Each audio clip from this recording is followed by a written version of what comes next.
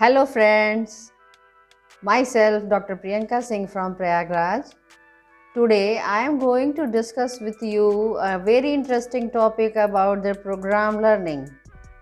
Hope this session might be useful for you. Program instruction is an innovation in teaching learning process.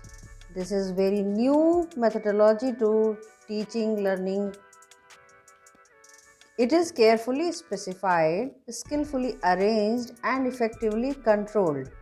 And it is an individualized system of learning. Program instruction is a very individualized system of learning. Their content is logically sequenced into very small segments. In program instruction, content is logically sequenced into small segments.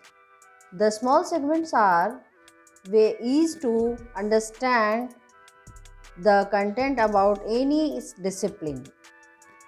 Here, learning experience is self-corrective because here the learner itself took feedback about their growth, about their learning. Next, application of the principles of behavioral sciences and technology in the field of education. The brief history of program learning.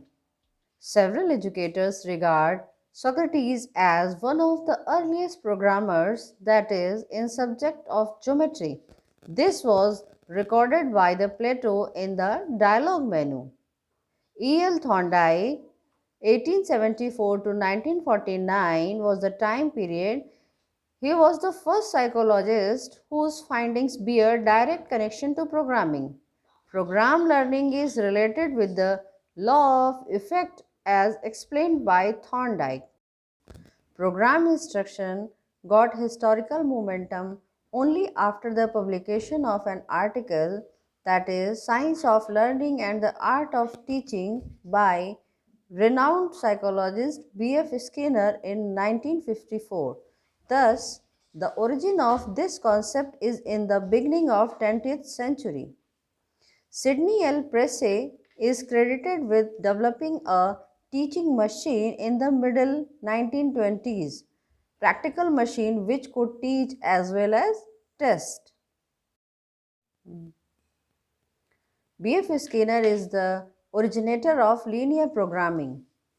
In 1954, Norman A. Crowder developed branching programming. It is also named as intrinsic programming. In 1962, after that, T.F. Gilbert gave formalized expression of his technology of education called mathematics. In 1965, E.L. Rothkopf suggested a term mathemagenics. Also, in 1965, Lawrence Stillrow 1918 to 2009 gave the idea of computer assisted instruction, that is also known as CAI. Here, let's talk about definitions of program learning. According to Edgar Dale, program learning is a systematic step-by-step self-instructional program aimed to ensure the learning of stated behavior. According to Smith and Moore, 1962, program instruction is the process of arranging the material to be learned into a series of sequential steps. Usually, it moves the student from a familiar background into a new and complex set of concepts, principles, and understandings. Here, this definition was Indian education technologist Dr. R.C. Das in 1993. This is a method of individualized instruction where each individual learns by himself at his own pace. Program learning consists of elements of new knowledge called steps, which are arranged in such a way that a student can easily learn by himself or herself. So now we are going to discuss about the characteristics of program instruction. Program instruction is a science of learning and art of teaching. Program instruction involve learning through steps are called frames. Frames are sequenced in a particular order. Students learn one step at a time and students give feedback response in each frame. Response of a student is verified and accordingly his response is reinforced and moves to the next frame. All students learn at their own pace according to their abilities and potentials. It is individualized instruction. The students' active participation should be ensured. It is based on behavioral concept of learning. Errors in learning are minimized due to immediate response and rectification. So, we are going to our next topic, which is principles of program learning. There are 5 principles of program learning which we are going through one by one. First one is principle of small steps. Second one is principle of active responding. Third one is principle of immediate confirmation and reinforcement. Fourth one is principle of self-pacing. And fifth and most important one is principle of student evaluation and testing. So, here I am with you to explain the guidelines for developing good frames of program learning material. First one, frames should have clarity and should be in a simple sentences. Next, frames should be according to the needs of the student. Each frame should lead to learning. Frames should be interlinked and lead to logical learning.